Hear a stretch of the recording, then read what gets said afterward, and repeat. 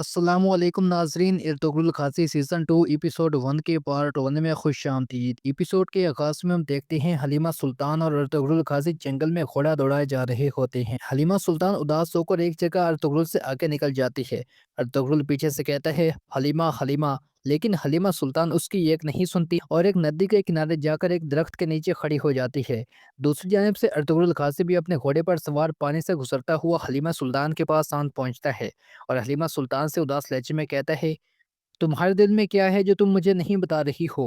کتنے دنوں سے خاموش ہو؟ کیا میری کسی بات کی وجہ سے تمہارا دل دکھا ہے؟ میری ہزار کوشش کے بعد بھی اگر ایسا ہوا ہے تو میری زبان کٹ جائے۔ حلیمہ سلطان جواباً کہتی ہے، آپ کی زبان سے نکلے ہوئے تلخ الفاظ بھی میرے لیے شیرنی ہیں۔ آپ میرا فخر ہیں، آپ میرا وقار ہیں۔ نہ آپ نے کبھی میرا دل دکھایا ہے اور نہ ہی آپ کی کوئی بات کبھی مجھے ناگوار گزری ہے۔ ارطغرل کہتا ہے، تو پھر تم کس لیے پریشان ہو؟ حلیمہ سلطان کہتی ہے، سلیمان شاہ کے انتقال کو کافی عرصہ ہو چکا ہے اور ہم کافی عرصہ سے سفر میں ہیں۔ سکون کا ایک سانس نہیں لیا ہم نے۔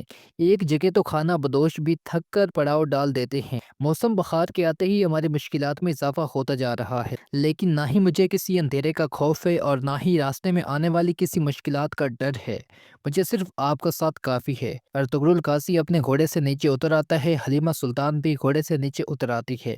ارطغرل اپنا پانی سے منہ دھوتا ہے اور پھر حلیمہ سلطان سے آ کر کہتا ہے، سردی آنے میں کچھ وقت باقی ہے۔ ماموں جان کا پڑاؤ قریب ہے، چند روز کی مسافت پر، اور وہ ایک محفوظ مقام ہے۔ اگر ہم یہ سردیاں گزار لیتے ہیں تو بہت کچھ آسان ہو جائے گا اور انشاءاللہ ہم اس کے بعد وہ زمین حاصل کر لیں گے جو ہمارا حق ہے۔ حلیمہ سلطان کہتی ہے، لیکن میں اپنے لیے پریشان نہیں ہوں ارطغرل، اور اداس ہو کر وہ آگے چل پڑتی ہے۔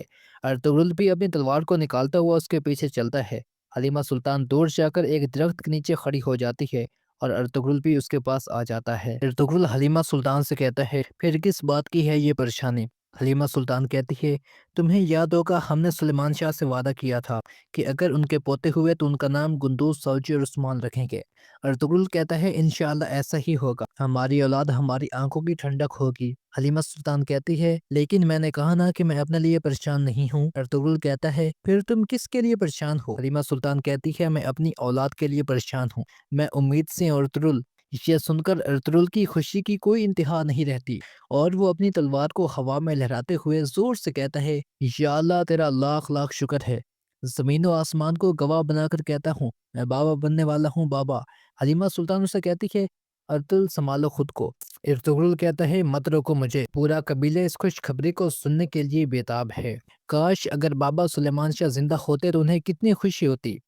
حلیمہ سلطان اداس ہو کر کہتی ہے، ارطغرل اگر ہماری اولاد ہوئی تو ہم دونوں مل کر اس کی پرورش کریں گے نا؟ ارطغرل کہتا ہے، تقدیر میں کیا لکھا ہے یہ میں نہیں جانتا، لیکن اگر یہ زندگی باقی رہی تو ہر حال میں اپنی اولاد اور تمہیں کبھی بھی کوئی نقصان نہیں پہنچنے دوں گا۔ اسی دوران ایک تیر آ کر دونوں کے درمیان سے ہوتا ہوا سامنے والے درخت پر لگتا ہے۔ اس تیر کے آتے ہی ارطغرل اپنی تلوار نکال لیتا ہے اور دیکھتے ہی دیکھتے بہت سارے منگول سپاہی نکل آتے ہیں۔ اسی دوران ایک اور تیر آتا ہے جس کو ارطغرل غازی اپنی تلوار سے روکتا ہے۔ پھر تانگوت اسے کہتا ہے، ترک اگر تم اپنی بیوی کو زندہ دیکھنا چاہتے ہو تو ہتھیار ڈال دو۔ ارطغرل حلیمہ سلطان سے کہتا ہے، فوراً نکل جاؤ یہاں سے اور جا کر گندوگتو کو خبر دو کہ وہ قافلے کا راستہ بدل کر میری مدد کو آئیں۔ حلیمہ سلطان وہاں سے بھاگ پڑتی ہے۔ تانگوت کہتا ہے کہ یہ بھاگنے نہ پائے۔ تین سپاہی حلیمہ سلطان کے پیچھے بھاگتے ہیں اور باقی سپاہی ارطغرل سے لڑنے لگتے ہیں۔